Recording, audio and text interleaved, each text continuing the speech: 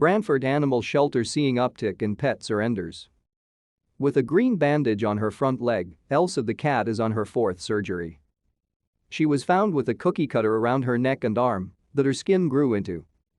Another cat was found abandoned with broken bones and needed its leg amputated. A rabbit has a neurological issue after the animal shelter says the owner never took care of its ear infection and then gave it up. Pets fill every room at the Dan Cosgrove Animal Shelter in Branford. Each animal has a tough story, but a sweet heart.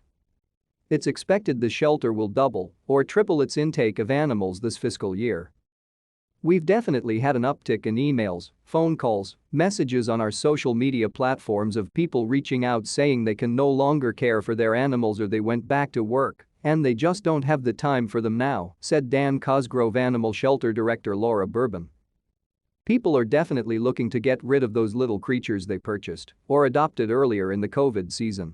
To stay up to date with latest top stories, make sure to subscribe to this YouTube channel by clicking the button above this video.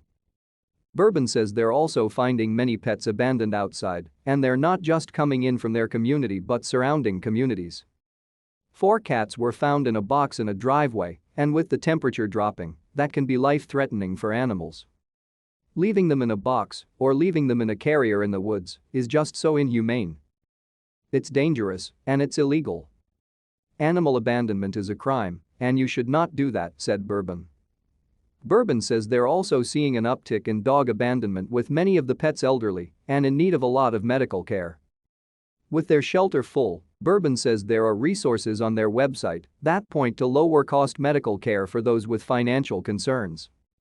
She says your vet or boarding facility may also know of someone looking to adopt. You should definitely start planning months in advance if you know you have to give up your animals because most shelters like ours are full right now, said Bourbon.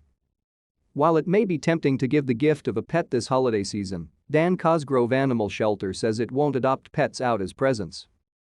They say pets are a serious, long-term commitment, and when animals leave there, they shouldn't come back. Just realize that when you get something that's tiny and is a baby, it's going to grow up. And then you're going to have a responsibility for the next 18 years, said Bourbon. Dan Cosgrove Animal Shelter is holding an event to raise money for the medical care of all their animals on December 6 at Home Restaurant from 5 p.m. to 9 p.m. If you can't make it, you can also donate to the shelter online.